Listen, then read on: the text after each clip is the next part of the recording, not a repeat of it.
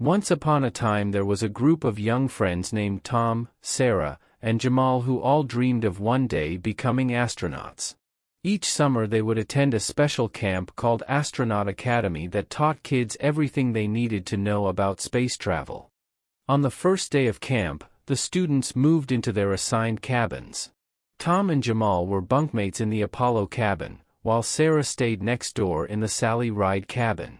Their camp counselor was an actual former astronaut named Mike who gave them a tour of the camp.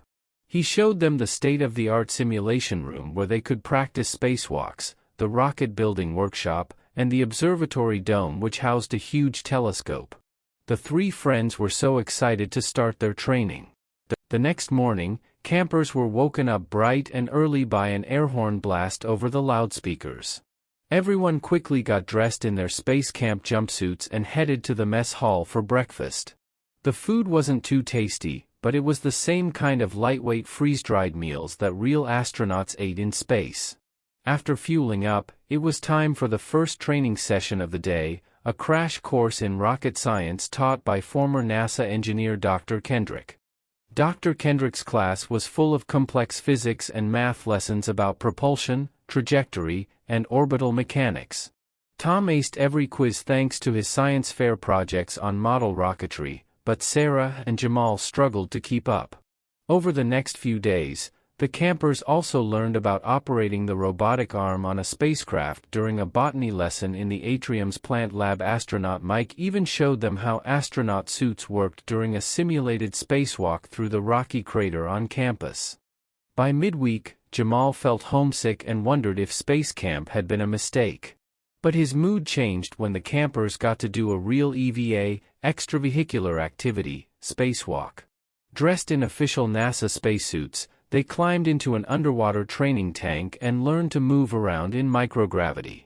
Sarah was a natural, while Tom had trouble getting his two big spacesuit boots to cooperate.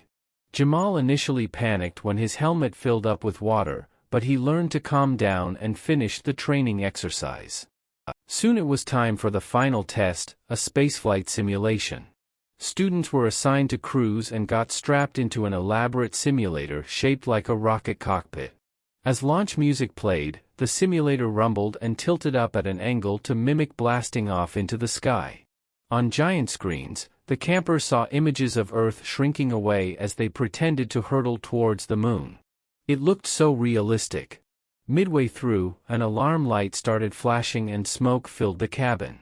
The crew had to work together to diagnose and fix the problem before they could safely land back on Earth.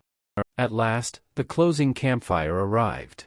Tom, Sarah, and Jamal proudly received their Astronaut Academy graduation pins after surviving the intense 2-week training.